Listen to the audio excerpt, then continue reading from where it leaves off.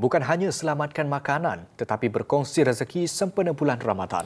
Inisiatif MySaveFood yang dianjurkan Majlis Pembandaran Ampang Jaya MPAJ usaha-sama Pertubuhan Pemuda Gemar Malaysia menunjukkan impak positif apabila 2.1 tan metrik makanan berjaya diselamatkan. Jumlah itu direkodkan selepas kira-kira 2 minggu program berjalan melibatkan 3 bazar Ramadan. Antara bazar yang terlibat adalah Bazar Ramadan MPAJ Padang Pandan Indah. Jam 6 petang, peniaga sudah mula menyedekahkan makanan untuk diagihkan kepada institusi pengajian tinggi IPT, rumah anak yatim serta rumah ibadat. Okey, sangat baik untuk peniaga-peniaga di sini. Contohnya kita tak perlu nak buang barang.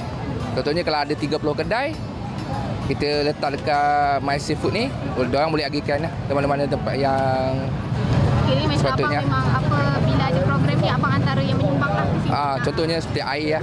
Program ini menjadi platform buat para peniaga membuat amal di bulan Ramadan dengan cara bersedekah. Sukarelawan yang terlibat akan memeriksa makanan dan memastikan makanan serta minuman masih dalam keadaan elok.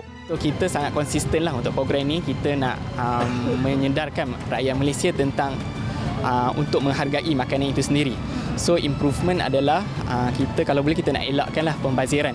So kita menyeru lebih ramai yang akan terlibat lah, sama ada dari segi orang awam itu sendiri yang datang untuk volunteer bantu program MySaveFood dan mengedarkan golongan memerlukan.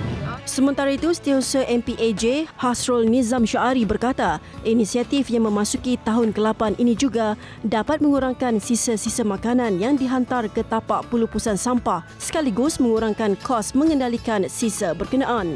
Kita nak buka ruang kepada mana-mana pihak yang sudi untuk memberikan kerjasama dan perkhidmatan sebegini supaya matlamatnya kita dapat mengumpulkan dengan cepat dan dapat edarkan lagi.